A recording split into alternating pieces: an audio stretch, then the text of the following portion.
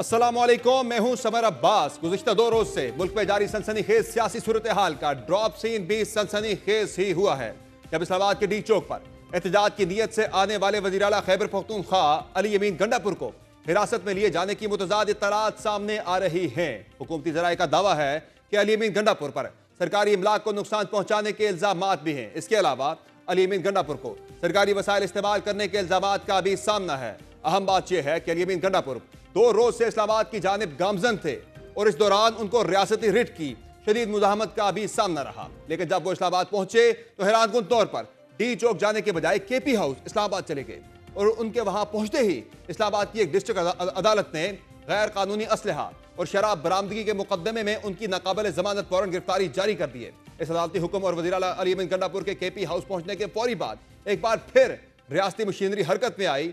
Rangers और police की भारी नफरी केपी हाउस पहुंची और आखिरी इत्तलात के मुताबिक केपी हाउस को सील करके अली यमीन गंडापुर को वहां ही नजरबंद किए जाने की भी इत्तलात सामने आई थी, जिसके बाद उनके केपी हाउस से किसी नामालूम मुकाम पर मुंतकिल किए जाने की अफवाहें भी सामने आई थी। दिलचस्प तौर पर अपनी मुमकिन पुरअसरार नजरबंदी, हिरासत या गुमशुदगी से कबल इस्लामाबाद पहुंचकर अली यमीन गंडापुर ने जो बयान दिया था वो भी इंतहाई मानीखेज था, जिसके बकौल उन्होंने जो एहतजाज रिकॉर्ड करवाना था वो करवा दिया है। हमने वादा किया था, हमने बता दिया है कि हम यहाँ आ गए हैं, ये इस्लामाबाद भी हमारा है, ये पाकिस्तान भी हमारा है। गो कि हुकूमत तो वज़ीर आला खैबर पख्तूनख्वा की बाकायदा गिरफ्तारी की तरदीद कर रही है, लेकिन तहरीक इंसाफ की जानिब से यह इल्जाम आयद किया जा रहा है कि अली यमीन गंडापुर को गिरफ्तार कर लिया गया है। पीटीआई रहनुमा उमर अयूब ने अपनी एक्स पोस्ट में लिखा है कि रेंजर्स और इस्लामाबाद पुलिस ने खैबर पख्तूनख्वा की हदूद की खिलाफ वर्जी करते हुए अली यमीन गंडापुर को गिरफ्तार किया है। ताहम वज़ीर आला के तर्जुमान बैरिस्टर सैफ ने भी एक बयान में इस इल्जाम की तरदीद करते हुए कहा है कि वज़ीर आला को बाज़ाब्ता गिरफ्तार नहीं किया गया है। लेकिन अगर ऐसा किया गया है तो अदालती ऑर्डर के साथ साथ केपी के अवाम के मैंडेट की भी तौहीन होगी। बैरिस्टर सैफ के बकौल अली यमीन गंडापुर 25 अक्टूबर तक जमानत पर हैं। वज़ीर आला की हिरासत से मुतालिक ताहाल भी कुछ यकीन से नहीं कहा जा सकता और इसी गैर यकीनी का शिकार चेयरमैन पीटीआई बैरिस्टर गौहर भी हैं, जिन्होंने भी इस मुतालिक सवालात का जवाब देने से गुरेज ही किया। सर थोड़ा सा बताइएगा, अली यमीन साहब मौजूद हैं या गिरफ्तार करके ले गए? इससे कबल हुकूमत ने भी अली यमीन गंडापुर को इस्लामाबाद पर चढ़ाई से बाज रहने की बार बार वार्निंग दी थी।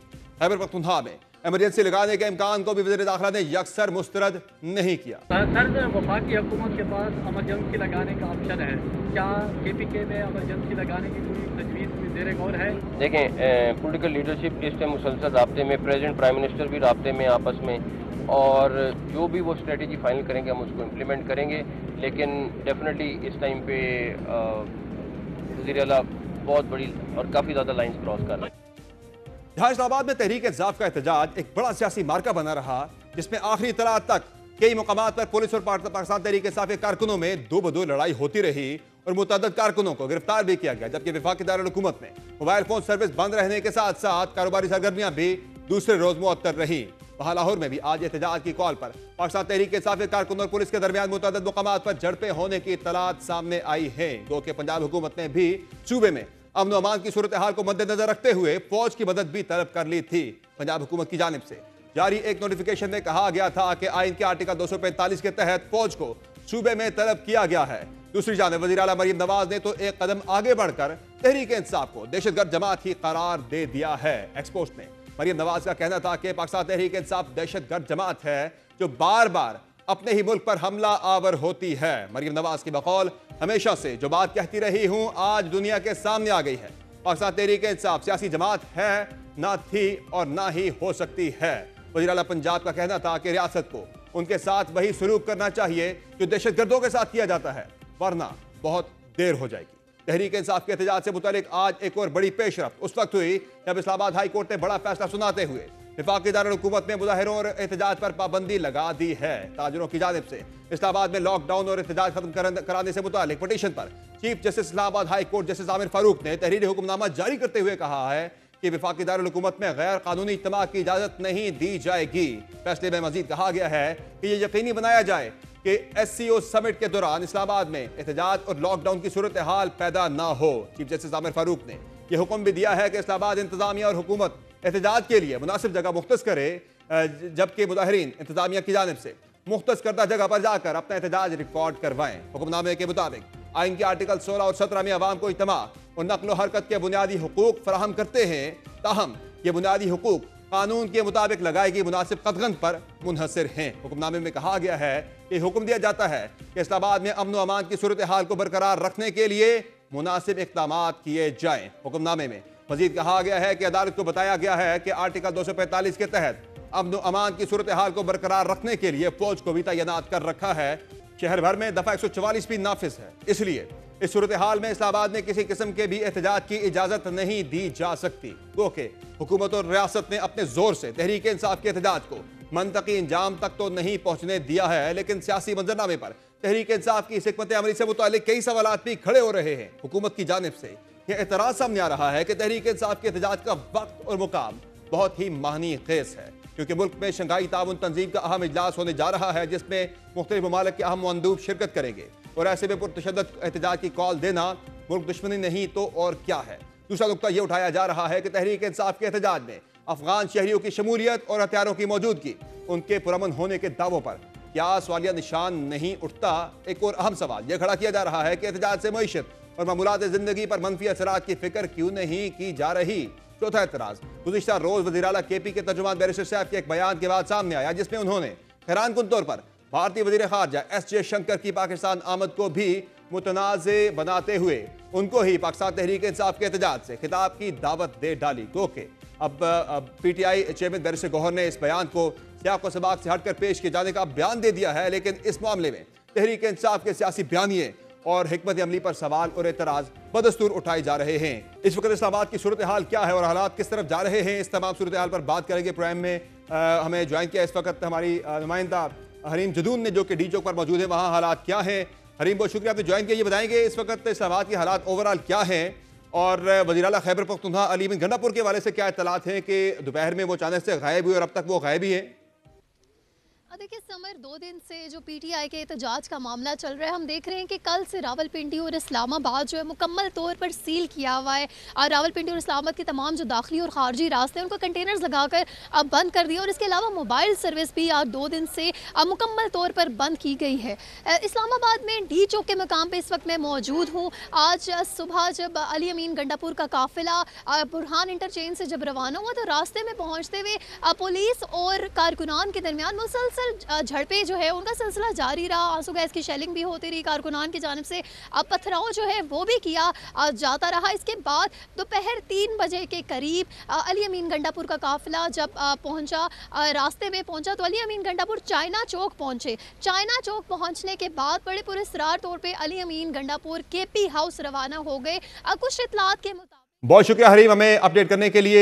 डी चौक से जो इस वक्त सूरत हाल है इस्लामाबाद की, जनाब डी चौक से तो पाकिस्तान तहरीक इंसाफ के तमाम कारकुनान वापस जा चुके हैं और आपसे कुछ देर पहले वज़ीर दाखिला मोहसिन नकवी ने IG इस्लामाबाद और IG पंजाब के हमरा एक प्रेस कॉन्फ्रेंस भी की है डी चौक पर, जहां उन्होंने आज दिन भर की जो सूरत हाल थी उस हवाले से आगाह किया। बताया कि मुतअद्दिद पुलिस एहलकार जख्मी हुए हैं और खैबर पख्तूनख्वा के 11 पुलिस एहलकारों को सादा कपड़ों में जो मलबूस थे उन्हें भी हिरासत में लिया गया है। और इसके साथ साथ उन्होंने ये भी बताया कि 120 अफगान बाशिंदों को भी इस्लामाबाद से हिरासत में लिया है। और इसी पर प्रोग्राम में आगे बढ़ते हैं और हम बात करते हैं फैसल करीम कुंडी साहब से। मुल्क की तेजी से बदलती सियासी सूरत हाल पर बात करेंगे। हमारे साथ मौजूद हैं गवर्नर खैबर पख्तूनख्वा फैसल करीम कुंडी साहब। बहुत शुक्रिया कुंडी साहब, आपने ज्वाइन किया प्रोग्राम में। सबसे पहले तो ये बताइएगा कि जिस विफाक के आप नुमाइंदे हैं उस वफाक की जो पॉलिसी थी कि पाकिस्तान तहरीक इंसाफ को रोकना है, 2 दिन से कोई अरबों रुपए का नुकसान हो गया, कारोबार ज़िंदगी इस्लामाबाद के अंदर मुअत्तल है, मोबाइल फ़ोन सर्विस बंद है पूरे शहर इक़्तिदार के अंदर, सड़कें बंद, अरबों रुपए का नुकसान हो गया, लेकिन फिर भी किसी भी तरह से मैनेज करके तहरीक इंसाफ के लोग जो है वो डी चौक तक पहुँच ही गए। तो ये पॉलिसी गलत नहीं थी क्या? बिस्मिल्लाहिर्रहमानिर्रहीम। देखें, वफाकी हुकूमत की बिल्कुल एक पॉलिसी थी कि वो नहीं आएंगे और नहीं आएंगे, लेकिन कुछ चीज़ों के मुताबिक जो है उनको बुलाया गया, जो कि मैं समझता हूँ कि CM साहब तो पहुंच गए थे लेकिन अपने काफिले को छोड़ कर आ गए थे और उसको हेड करने वाले भी मेरे ख्याल के मुताबिक कोई नहीं था। तो वो यहाँ पर आए और डेफिनेटली जो है वो उन्होंने एक विकेट के दोनों तरफ खेलना पड़ता है उनको, तो विकेट की दूसरी तरफ खेलना उन्होंने शुरू किया। अब देखते हैं कि वो क्या करते हैं इसके ऊपर। लेकिन जो चीज़ थी कि आप डी चौक पे आएंगे, पहली बात तो है कि आप डी चौक पर आकर क्या करेंगे? इमरान खान की रही का मुतालबा करेंगे? मुतालबा तो आपका आ गया, लेकिन जो इमरान खान की करतूत हैं उन्हीं की वजह से वो अंदर हैं उनकी सज़ा या उनको छोड़ना वो अदालतों का काम है, ये हुकूमत का काम या वज़ीर-ए-आज़म का काम नहीं है। तो लिहाज़ा जो भी चीज़ें होंगी वो अदालत के ज़रिए होंगी, डी चौक के ज़रिए नहीं होंगी। और अगर आप एनआरओ चाहते हैं तो एनआरओ तो आपको किसी सूरत नहीं मिलना। हमेशा ये एनआरओ खुद करते थे कि हम किसी को एनआरओ नहीं देंगे। आज वो खुद एनआरओ की तलाश में। और दूसरा सबसे बड़ा इनका एजेंडा था कि वो एससीओ की जो है वो कॉन्फ्रेंस को खुदा न खास्ता सबोताज करें। क्योंकि माज़ी का जो इनका रिकॉर्ड है जो कि डी चौक में जब शी जिनपिंग आ रहा था, उस वक़्त भी इन्होंने यही काम किया था। तो आप देखें कि जब पिछली हमारी जब हुकूमत थी, अदम एतमाद हुई थी, आईएमएफ के साथ भी इन्होंने मुल्क दुश्मनी की थी।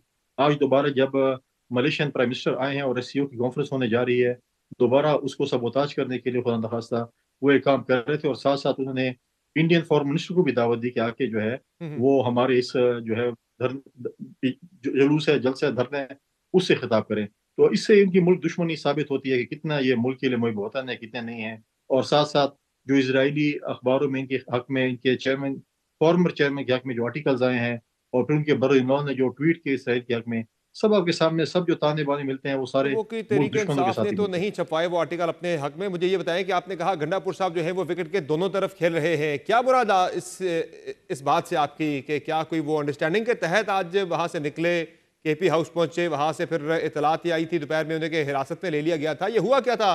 जरा आपको तो मालूम होगा सारा मामला कि केपी हाउस में क्या हुआ, वो वहां क्यों पहुंचे, दोपहर में जो कुछ देर के लिए गायब हो गए थे अचानक से।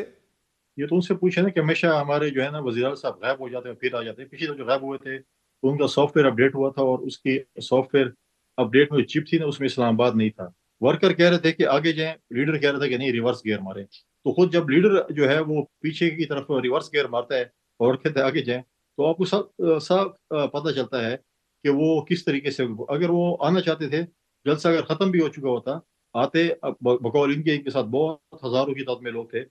उनसे खिताब कर लेते।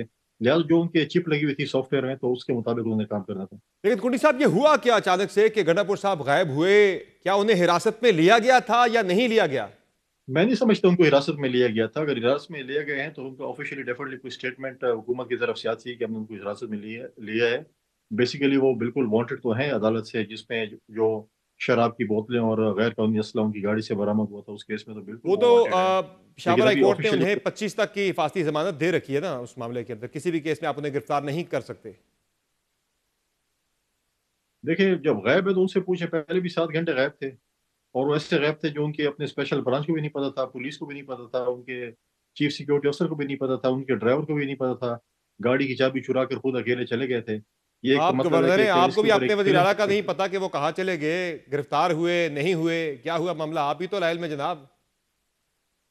नहीं, मैं असल में शाम के बाद उनका नहीं पता करता हूँ कि ऐसी एक्टिविटीज़ होती हैं जो मैं उनको आज़ाद छोड़ता हूँ कि शाम के बाद कोई एक्टिविटीज़ एक्स्ट्रा करिकुलम एक्टिविटीज़ वो होती है तो वो मैं कहता हूँ वो उसको तो वो वो एन्जॉय तो करें। दोपहर से ही गायब थे, वो तो दोपहर से ही गायब हो गए थे। दोपहर का मुझे नहीं पता कि दोपहर से वो गायब हो गए, दोपहर को तो सुना है कि वो आए हैं इस्लामाबाद और अब शाम का टाइम है तो शाम को तो हम नहीं पूछते कि वो क्या कर रहे हैं, सुबह पूछ लें क्या कर रहे हैं। तो क्या उन्हें हिरासत में लिया गया है या नहीं लिया गया? इतना आप बता दें, कंफर्म कर दें। ऑफिशियली तो कोई ऐसी खबर नहीं आई है इस्लामाबाद की इंतजामिया की तरफ से या इंटीरियर मिनिस्ट्री की तरफ से कि उनको हिरासत में कोई लिया गया। तो ये विकेट के दोनों तरफ मिलके खेलने वाली जो आप बात कर रहे हैं, क्या वो किसी अंडरस्टैंडिंग के तहत? इसका मतलब है कि वो जुलूस छोड़ के निकल गए थे, जो एहतजाजी मुजाहरा है उसको छोड़कर?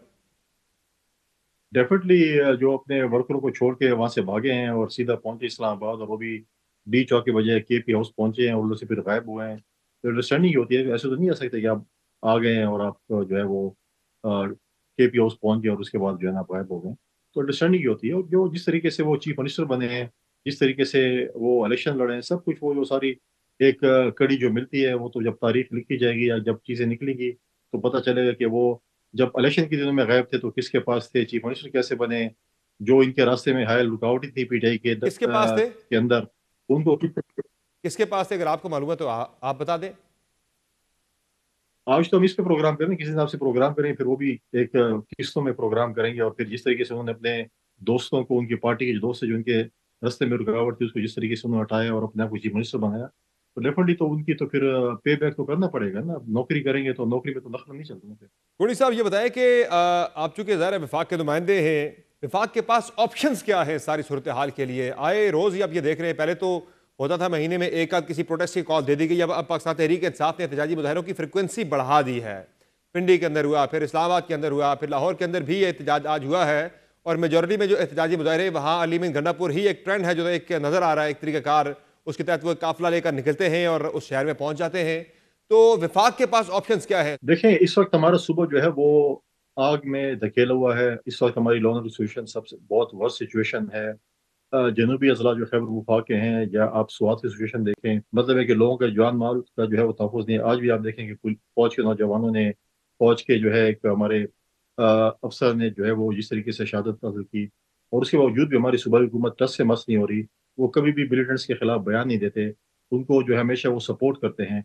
इस वक्त भी उनके जुलूस में जिस तरीके से उनके साथ दहशतगर्द, उनके साथ जिस किस्म का असला अपने प्राइवेटली जो जिस तरीके से उन्होंने आंसू गैस के शेल परचेज करके लेके आ रहे हैं, तो इस वक्त देखें ट्रेंड जो आप कह रहे हैं मीन के इसलिए है कि उसके पास सूबाई हुकूमत है। वो अपने TMA से, अपने इदारों से भत्ता लेके ज़बरदस्ती जो है वो पैसे लेते हैं।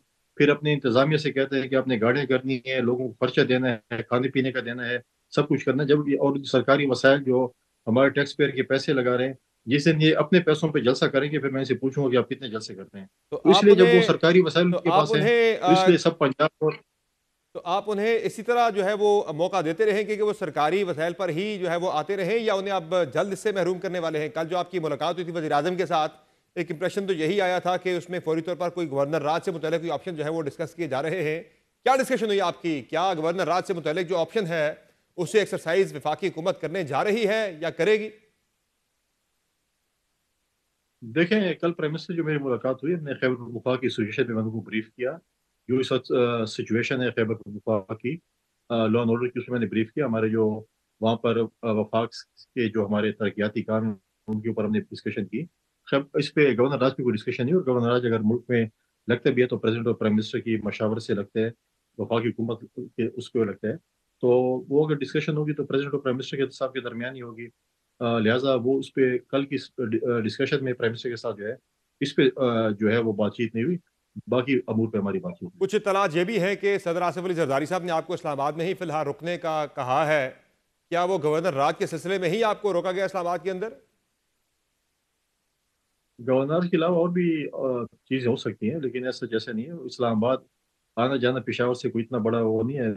नज़दीक तरीन कैपिटल है इस्लामाबाद से, तो यहाँ पे रहना या पेशावर में होना कोई मतलब है कि कोई मान्य हो, तो उसमें कोई और इम्पोर्टेंट मीटिंग्स भी हो सकती हैं, उसकी वजह से भी हो सकता है। ये नहीं है कि गवर्नर राज की वजह से आप इस्लामाबाद में रह सकते हैं। तो गवर्नर राज के हवाले से दो टोक आपकी राय क्या है कि इस ऑप्शन को बिल्कुल आप खारिज-उल-इम्कान करार दे रहे हैं या इस तरफ जाया जा सकता है आने वाले दिनों में अगर हालात ऐसे ही बदस्तूर जारी रहते हैं? देखिए, जो कॉन्स्टिट्यूशन में जो गुंजाइश होगी उसके ऊपर अमल दरामद हो सकता है। अगर आप कहते हैं कि आइन है, आइन में अगर गवर्नर राज की गुंजाइश है और ऐसी सिचुएशन आती है कि वफाकी हुकूमत समझती है कि उसका जो है इस वक्त इतलाक ज़रूरी है, हो जाता है। आप देखें, जब हमारी हुकूमत थी 2008 से 13 तक, जब इसमें बलूचिस्तान में और क्वेटा में जिस वक्त जो है उस वक्त दहशतगर्दी थी, पाकिस्तान पीपल्स पार्टी ने अपनी हुकूमत को यहाँ पर जो है वो सस्पेंड किया था। और जब PTI की हुकूमत थी, वो उनके लीडर कह रहे थे इमरान खान कि मैं लाशों पे सियासत नहीं करता, ब्लैकमेल नहीं होता। हम्म। तो वो ब्लैकमेल नहीं होते थे। लिहाजा ऑप्शंस आइन में मौजूद हैं।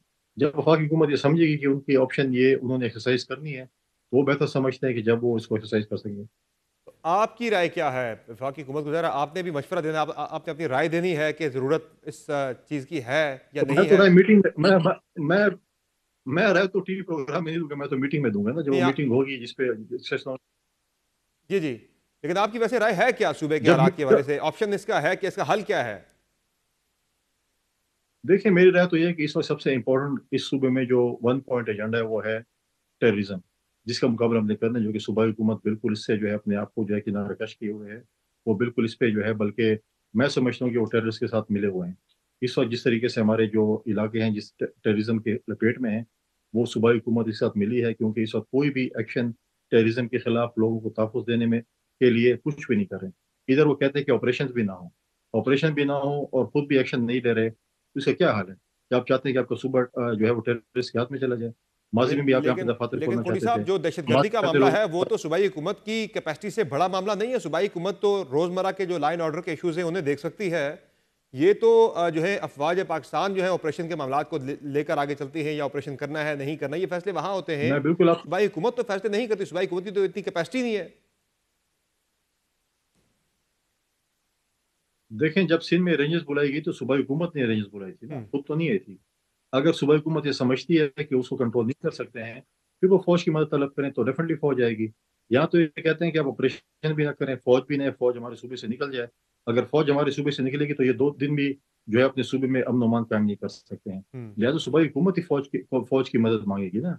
आज अगर या फौज इस्लामाबाद में है या पंजाब में आई है तो सूबाई हुकूमत की रिक्वेस्ट पे आई। वो या तो नहीं आती कि हम आ गए और हम ये कर रहे हैं।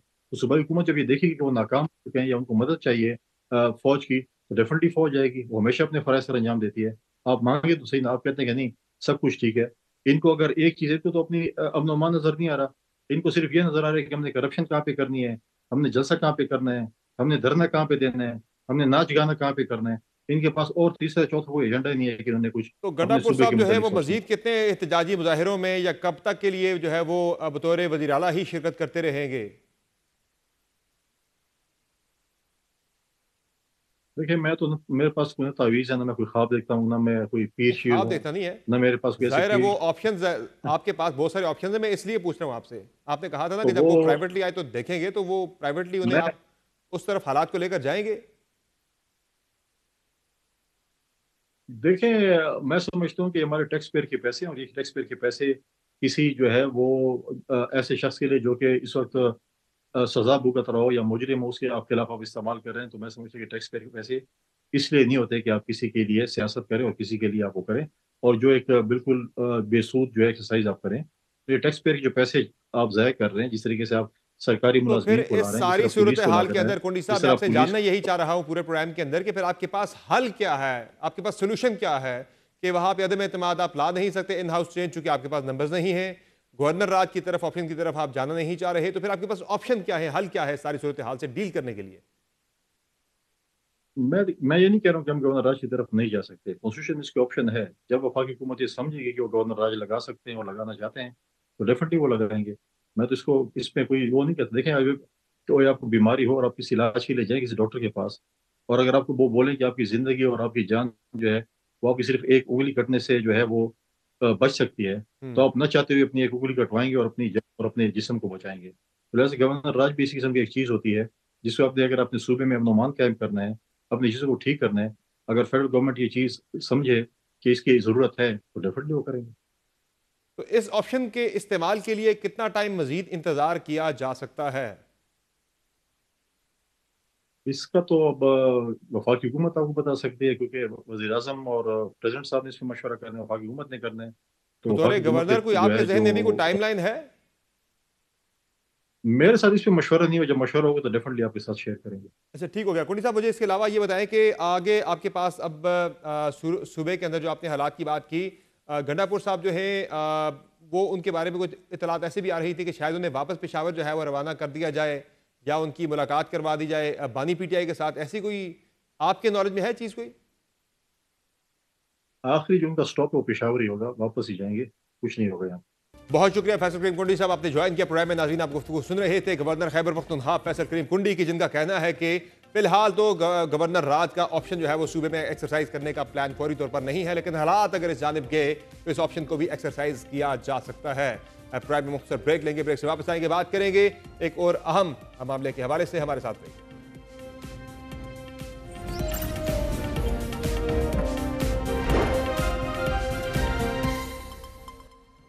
Welcome back. नाज़रीन, हुकूमती रिस्पॉन्स जो रहा इस पाकिस्तान तहरीक इंसाफ के एहतजाज के हवाले से और आगे की हिकमत अमली क्या होगी, इसी पर मज़ीद बात करेंगे। मैं ज्वाइन किया है मुशीर कानून इंसाफ बैरिस्टर अकील मलिक साहब ने। बहुत शुक्रिया अकील मलिक साहब, आपने ज्वाइन किया प्रोग्राम में। ये बताइएगा कि जो डीलिंग थी पाकिस्तान तहरीक इंसाफ के इस एहतजाज की, तकरीबन 10 अरब का नुकसान हो गया 2 रोज़ के अंदर। मोबाइल फ़ोन सर्विस मुअत्तल रही, शहर इक़्तिदार के अंदर सड़कें बंद रही, लोग अपने दफातर में नहीं पहुँच सके, फिर भी तहरीक इंसाफ डी चौक पर तो पहुँच ही गई। तो इसे आप अपनी रियासती पॉलिसी की नाकामी नहीं समझते? बिस्मिल्लाहिर्रहमानिर्रहीम। समर साहब, बहुत बहुत शुक्रिया। देखिए, कतल नहीं, जाहिर बात है कि कोई अगर पैदल या मोटरसाइकिल पे आ गया और कितने ही कोई लोग थे, कोई हजारों लाखों की तादाद में तो नहीं थे जो ये कहते थे कि हमारे साथ तो 25 करोड़ अवाम है और 25 करोड़ अवाम निकलेगी और बताएगी। उसमें से कितने लोग निकले? अगर आप स्टेट रिसोर्सेज इस्तेमाल करके, उनका बेदरीज इस्तेमाल करके आपने अपने लोगों को कंटेनर्स और पता नहीं क्या क्या क्रेने लेके आप आए साथ और हटाया सब कुछ आपने, और फिर आके आप जो है यहाँ पे इस्लामाबाद की हदूद में दाखिल हो गए और फिर लोग पैदल जो है 2-3 किलोमीटर चल के डी चौक तक पहुंच गए, तो इसमें क्या ऐसी बड़ी बात है? बात तो ये है अगर कि वो आ जाते, जो एहतजाज अपना रिकॉर्ड कराकर वापस चले जाते, तो इसमें कौन सी बड़ी बात थी? आपने सारा मुल्क बंद कर दिया, सारा आपने शहर इक़्तिदार बंद कर दिया, इस्लामाबाद के गिरदोनवा के शहर भी आपने बंद कर दिए, जिंदगी बिल्कुल आपने वहां पे स्टैंड स्टिल कर दी 2 दिन। देखिए समर साहब, बात यह है कि अभी मलेशियन प्राइम मिनिस्टर आए हुए थे, आपके उसके अलावा आप देखें एससीओ का समिट होने वाला है, 8 के 9 तारीख को सऊदी डेलीगेशन आ रही है। ये एहतजाज, और अगर एक दिन का एहतजाज होता, पीसफुल प्रोटेस्ट होता, जो कानून अमल में आ चुका है, वहां पे मौज़ा संजानी में इजाजत है, वहां पे जाके लें, इजाजत लें, एनओसी लें, वहां पे जाके अपना एहतजाज रिकॉर्ड करवाएं। और एहतजाज भी किसी टर्म्स एंड कंडीशंस के साथ होता है ना। एहतजाज ऐसे तो नहीं हो सकता कि हम धरना दे देंगे। अब धरने की जो सियासत थी 2014 से, अब वो तो ना दौर रहा है, ना वो सहूलतकारी रही है। और जाहिर बात है कि इतनी इंपॉर्टेंट डिप्लोमेटिक इवेंट्स होने जा रही हैं, इकोनॉमिक हवाले से, डिप्लोमेटिक हवाले से, तो जाहिर बात है कि इनको ये शहर इक़्तिदार में आके यहाँ पे 126 दिन की इजाजत तो नहीं दी जा सकती। एक दिन का एहतजाज है, इजाजत लेते, कानून मौजूद है, वहां पे आके बाकायदा तरीके से अपना एहतजाज करते हैं। एहतजाज से करने से कोई इनको मना नहीं कर रहा, रोक नहीं रहा, लेकिन जो तरीका अख्तियार किया है, जो एक ड्रामेबाजी की गई है, और जिस तरह अमलाक को नुकसान पहुंचाया गया, मुल्क को नुकसान पहुंचाया गया है, और जिस तरह स्टेट की रिट को चैलेंज किया गया है, तो जाहिर बात है कि फिर तो आगे से जवाब तो आएगा। तो फिर आगे कानूनी जवाब क्या होगा इसका? चले वो तो आप जो एक जवाब फील्ड में था वो तो हमने देखा, शेलिंग, गिरफ्तारियां, सारा कुछ। आगे कानूनी जवाब भी इसका कोई होगा आने वाले 1-2 रोज के बाद? कोई कार्रवाई होगी अली बिन गंडापुर के खिलाफ या बाकी लोगों के खिलाफ जो कि इस एहतजाज में शरीक थे? जी बिल्कुल। सबसे पहले तो 120 अफगानी बाशिंदे जो पकड़े गए हैं, वहां पे जो रेफ्यूजी कैंप्स में रहते हैं, उनको 5-5 हजार रुपया दे के दिहाड़ी पे यहाँ पे लेके आया गया, और उनको पता नहीं कौन से सुहाने ख्वाब दिखाए गए, उनको इस्तेमाल किया गया शील्ड के तौर पे, एज वेपन के तौर पे। और उसके साथ अब जो है ये यहाँ पे तो अपने जितने भी इनके कारकुनान आए, जाहिर बात है उन्होंने एक लॉ की वायलेशन की है, बगैर इजाजत उन्होंने एहतजाज या धरना देने की कोशिश की है। वो तो उनके ऊपर जाहिर बात है कि कानून अपनी हरकत में आएगा, कानून अपना रास्ता इख्तियार करेगा। जहां तक अली अमीन गंडापुर साहब की आपने बात की, जाहिर बात है वो तमाम तर चीज को लीड कर रहे थे, और वो सरगना थे इस तमाम तर चीज के। उन्हीं की इमा पे, उन्हीं के कहने पे ये स्टेट रिसोर्सेज, ये तमाम तर जो उन्होंने बेदरेग इस्तेमाल किया, केपी सूबे के जितने भी जो मशीनरी थी, उसको बरूए कार लाते हुए उन्होंने इस्लामाबाद तक आने की जो जुर्रत की है, तो फिर इसका खमियाजा तो वो भुगतेंगे और कानून हरकत में आएगा। और जाहिर बात है उनके खिलाफ कानूनी कार्रवाई और कानून चारागोई करने का हम पूरा पूरा हक भी रखते हैं। किस तरह की कानूनी कार्रवाई होगी, किस तरह के मुकदमात होंगे उनके खिलाफ? देखें, जाहिर बात है, एक तो इस्लामाबाद का कानून आपको खुद भी पता है, जो रिसेंटली लेजिस्लेशन हुई है, उसमें बगैर इजाजत एहतजाज करना, उसमें 3 साल सजा, वो तो सर फहरिस्त है। उसके अलावा जिस तरह आपने सरकारी एहलकारों को या लॉ इन्फोर्समेंट एजेंसीज के एहलकारों के ऊपर जो है अपनी वो जिम्मेदारियां निभाते हुए उनके ऊपर जो तशद्दुद किया, उनको जो है मारा, उनको नुकसान पहुंचाया, तो बिल्कुल जो फौजदारी का कवानीन, जिसमें जो भी कवानीन है वो हरकत में आएंगे, वो अमल में आएंगे, और उसका इतलाक होगा as per situation, as per circumstances. यानी मुकदमा भी दर्ज होगा वज़ीर आला खैबर पख्तूनख्वा अली बिन गंडापुर के खिलाफ, और अगर मौका मिला तो गिरफ्तारी भी अमल में लाई जा सकती है। जी बिल्कुल। कोई उनको इम्यूनिटी तो हासिल नहीं है, मैं एक ट्वीट देख रहा था, लेकिन कानून का तालिब इल्म होने के नाते ये कोई इम्यूनिटी नहीं है कि कोई क्रिमिनल प्रोसीडिंग्स या ज़ाब्ता फौजदारी के मुताबिक उनके खिलाफ कोई कानूनी कार्रवाई नहीं की जा सकती। की जा सकती है बिल्कुल उनके खिलाफ कानूनी कार्रवाई, और इसमें कोई ऐसी बात नहीं है, उनको कोई इस्तिस्ना भी हासिल नहीं है आर्टिकल 248 के हवाले से। तो जाहिर बात है कि कानून अपना रास्ता अख्तियार करेगा। और इसी तरह आपने देखा कि उन्होंने बेल भी अप्लाई की, पेशावर हाई कोर्ट में भी की, और उनको इजाजत मिली, तो फिर वहां से वो रवानगी उनकी हुई। अब ये पुराना जो केस था वो भी है, ये कोई सदर पाकिस्तान थोड़े ही है या गवर्नर थोड़े ही है कि इनके खिलाफ उस दौर में जो है कोई क्रिमिनल प्रोसीडिंग्स नहीं इनिशिएट की जा सकती। तो फिर ये कब आ रही है तरमीम बाय द वे? देखिए, जब ब्रॉडर कंसेंसस समर साहब डेवलप होगा, एक कसरत राय के साथ, मौलाना साहब के साथ जो मराहिल हैं इस पूरी डिस्कशन के ऊपर, वो आखिरी मराहिल में है, और ये जल्द शुरू ही नहीं हुए मुसव्वदा, ये आपने शेयर नहीं किया मौलाना साहब के साथ अभी तक, तो अभी तो प्रोसेस शुरू ही नहीं हुआ, आप इख्तितामी कैसे कह रहे हैं उसको? वो अपने मुसव्वदे पे भी काम कर रहे हैं, पीपल्स पार्टी अपने मुसव्वदे पे काम कर रही है, वकला हजरात अपने मुसव्वदे पे काम करें, जो लीगल नून लीग का मुसव्वदा भी है, या आप पीपल्स पार्टी वाले मुसव्वदे को ऑन करेंगे? नहीं, हमारा अपना मुसवदा, ओरिजिनल मुसवदा हमारा ही है, जिसके ऊपर सारा जो है इन्हिसार किया जा रहा है। ये आप वाले मुसवदे में से तो अकील अली साहब आर्टिकल 8 भी निकल गया, 9 भी निकल गया, उसमें से 63 की तरमीम भी निकल गई। आप वाले मुसवदे में से तो 199 भी गया, 51 भी गया, उसमें से आर्टिकल 200 भी निकाल दिया गया। काफी सारे उसमें में से जो तरमीम थी मुजवदा वो आपकी निकाल दी गई हैं। अब तो शायद सिर्फ जो मौलाना फजल रहमान तो एग्री कर रहे हैं, वो सिर्फ आईनी अदालत और फौजी अदालतों के हवाले से एग्री कर रहे हैं, वो भी 1 साल की सनसेट क्लॉज के साथ। देखिए, एक तो ये बात है कि अभी फिल वक्त जितना कॉमन ग्राउंड एग्जिस्ट कर रहा है और जितना अभी एक कंसेंसस डेवलप हुआ है, उस पे मैं ये भी रूल आउट नहीं कर सकता, और मैं ये जरूर कहूंगा कि हो सकता है कि हम जब यहाँ पे कॉमन ग्राउंड एग्जिस्ट करता है कसरत राय के साथ, जिस चीज पे ऑलरेडी एग्रीमेंट है उसको हम पहले इंट्रोड्यूस करवा दें और फिर सेकंड राउंड में जो है बाकी चीजें आ जाएं। इससे भी देखा जा सकता है कि ये भी इंटायरली पॉसिबल है। अच्छा, यानी कि जो आईनी अदालत वाला मामला है इमीडिएटली वो आप कह रहे हैं कि शायद पहले मरहले में आ जाए और दूसरे मरहले में दीगर तरामीम जिन पे बाकी पार्टियों का एतराज है वो शायद बाद में लाई जाए, यानी ये तजवीज़ भी हो रहा है कि 2 मराहिल में तरमीम को लाया जाए। जी बिल्कुल, इसमें कोई ऐसी कबाहत नहीं है। आप जिसमें कंसेंसस ऑलरेडी एग्जिस्ट कर रहा है, एग्रीमेंट है जिन चीजों पे, तो उसमें क्या देर करनी, उसमें क्या इशू है।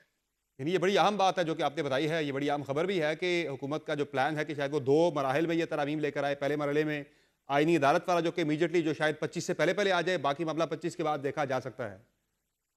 हतमी फैसला इस पर कोई नहीं किया गया, लेकिन ये है कि जाहिर बात है अगर कंसेंसस ऑलरेडी एग्जिस्ट कर रहा है, एग्रीमेंट है और सारे अगर इस बात पे एग्री करते हैं, कॉन्स्टिट्यूशनल कोर्ट्स में तो तमाम तर पार्टीज एग्री करती हैं, उसकी निटी-ग्रिटीज जो डिस्कस हो जाएं और उनको फिजल आउट कर दिया जाए और बाकायदा तरीके से वो उसको प्रेजेंट कर दिया जाए। बाकी जिन पे एग्जिस्ट कर रहा है उसको बाद में देख लिया जाए। फाइनली ये बता दें, पाकिस्तान तहरीक इंसाफ के कितने वोट आपको कौमी असम्बली के अंदर पड़ेंगे? चूंकि मौलाना आपके साथ आ भी जाते हैं कौमी असम्बली के अंदर, तो तहरीक इंसाफ के वोटों के बगैर फिर भी आप तरमीम नहीं कर सकते, तो कितने लोग आप कॉन्फिडेंट हैं कि तहरीक इंसाफ के आपको वोट देंगे? देखिए, मैं ये तो नहीं कहूंगा कि तहरीक इंसाफ के वोट होंगे। कौन उनको तहरीक इंसाफ का कह रहा है जब वो खुद ही सुन्नी इत्तेहाद काउंसिल से हैं या आजाद हैं? फिल वक्त as we speak PTI backed independence, चले मैं इसे इजी कर देता हूं जी, पीटीआई बैक्ड इंडिपेंडेंस। हाँ, पीटीआई बैक्ड आप जरूर कह सकते हैं उनको, लेकिन बात यह है कि उसमें से कितने लोग देंगे, कितने लोग नहीं देंगे। उनका जिस तरह आपको याद होगा कि सेनेट के इलेक्शन में इन्होंने कहा था कि लोगों के जागे थे, जब उस टाइम जाग सकते हैं तो जाहिर बात है अभी लोग जाग सकते हैं। ठीक है, और कितने लोग देंगे तो आप देखेंगे उसको। बहुत शुक्रिया अकील मलिक साहब, आपने ज्वाइन किया प्रोग्राम में। नाज़रीन, बैरिस्टर अकील मलिक गुफ्तगू कर रहे थे, जिनका कहना है कि बड़ी खबर उन्होंने दी हुकूमती प्लान के हवाले से तरमीम को लेकर कि 2 मराहिल में आईनी तरमीम की जा सकती है। पहले मरहले में जो इमीडिएट मामला है जो आईनी अदालत का, वो तय किया जा सकता है, जिसमें तमाम वो कह रहे हैं कि पोलिटिकल पार्टीज का कंसेंसस है, मौलाना फजल रहमान समेत। बाद में जो दीगर मुतनाज़ मामलात हैं उनको लेकर तरमीम बाद में लाई जा सकती है। आज के प्रोग्राम में इतना ही, इजाज़त दीजिए, अल्लाह हाफ़िज़।